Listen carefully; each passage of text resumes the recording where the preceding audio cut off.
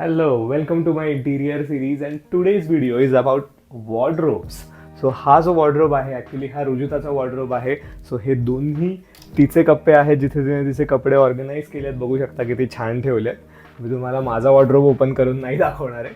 आणि हा जो आहे इथे आम्ही काय केलं आहे या साईडला मिरर लावून घेतला आहे. सो त्यामुळे काय झालं आहे की ही जी स्पेस होती ॲक्च्युली इकडे लोक ड्रेसिंग युनिट बनवतात ती स्पेस आमची वाचली आहे. कारण मिरर आपल्याला काही नेहमी लागत नाही. ॲक्च्युली असं म्हणतात की मिरर रूममध्ये ठेवल्यामुळे रूम मोठी वाटते, बट ड्रेसिंग युनिटसाठी आमच्याकडे इथे स्पेस नव्हती. सो आम्ही डायरेक्टली कबर्डच्या एका साईडलाच ते लावून घेतलं आहे. आणि हा जो एरिया आहे तिथे रुजुताने तिचं ड्रेसिंगचं सामान किंवा जे काही मेकअपचं सामान आहे ते त्या साईडला ठेवलं आहे. आणि मेन म्हणजे आम्ही इथे ही जे तुम्ही बघू शकता की एक LED चा सेन्सर टाकला आहे ज्यामुळे ती लाईट ऑटोमॅटिक चालू बंद होते. सो हे मला खूप आवडलं. त्यानंतर मी तुम्हाला माझा वॉर्डरोब दाखवतो.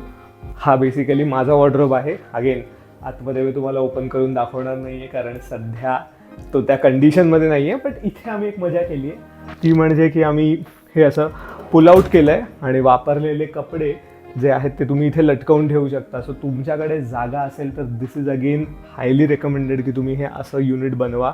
हे याचा खर्च काही असा फारसा नव्हता.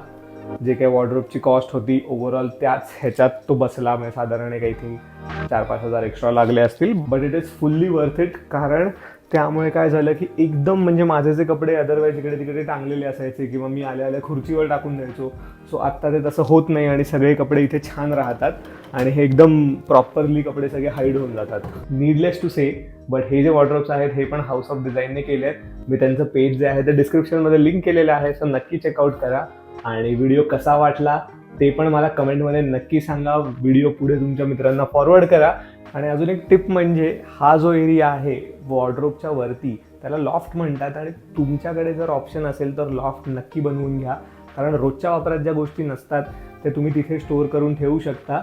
आम्ही तर पूर्ण वॉलवरती तो लॉफ्ट बनवून घेतला. आणि खालती हा जो आहे हा आपला मर्फी बेड आहे. मे बी तो मी कधीतरी नेक्स्ट व्हिडिओमध्ये दाखवेन.